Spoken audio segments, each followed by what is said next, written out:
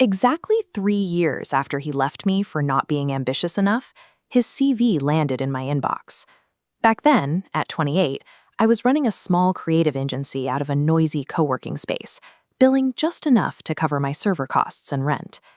When Daniel ended our 2-year relationship, he was surgical. He delivered the news with the calm, considered tone of a quarterly performance review. He said he needed someone who matched his professional energy. He was going places, and looking at my current output, he wasn't sure I was coming with him. My inherent worth as a partner had been run through a spreadsheet and logged as a failed metric. The proof of my failing grade arrived 2 weeks later. He was photographed at an industry event, standing next to a woman who ran a well-funded startup. This comparative chart shows the exact gap. On one side, you have the high-volume metrics of a heavily backed tech venture. On the other, the razor-thin margins of an independent freelancer scraping by. It stung, but looking strictly at his chosen data points, his decision to cut his losses made mathematical sense. Being explicitly told you are not enough strips away a lot of emotional fog. I took that raw assessment straight back to the drawing board. The first move was immediate and highly risky. I stopped taking small clients entirely.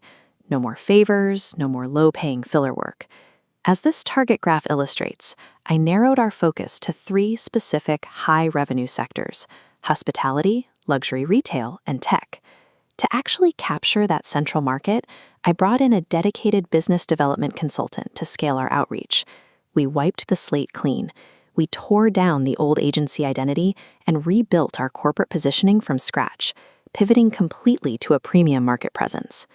18 months after Daniel's exit interview, we landed our first 6-figure contract. We were no longer tracking simple month-to-month survival. Aggressive, undeniable scalability had become our baseline. 6 months after that contract, we launched a high-profile campaign produced for a boutique hotel group. This line graph tracks Coppin Next. Our reach experienced a massive spike over a compressed timeline as the campaign went genuinely viral, getting picked up by 3 major design publications. My name was suddenly on the radar of industry heavyweights in a way it had never been before. By setting entirely new goals, I built a growth trajectory that blew past the upper limits of his original evaluation. Fast forward to a quiet Tuesday afternoon.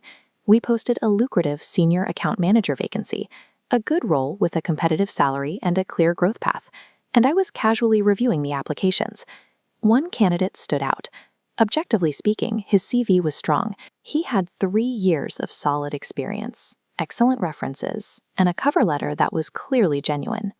Then I finally looked at the printed name at the very top of the page. It was Daniel. Because of our extensive 18-month rebrand and new corporate name, he had absolutely no idea he was applying to my company. His ambition had completely outpaced his observation, staring him directly back to the very person he once discarded for lacking drive. I sat there and read the entire application, evaluating him strictly as an executive looking to fill a senior role. The logic was simple. A candidate who leaves a partner citing a lack of ambition and then unknowingly applies to work for that same partner 3 years later lacks the exact kind of self-awareness required for a client-facing position. I opened my email, forwarded the CV to our HR manager, and typed, "Strong CV, but not the right cultural fit. Please decline with thanks." Has someone ever underestimated you and lived to regret it? Drop your story in the comments and subscribe. Karma has a long memory and excellent timing. I closed my laptop and made a cup of tea. Winning isn't about proving a harsh evaluator wrong. It is about outgrowing their evaluation system entirely.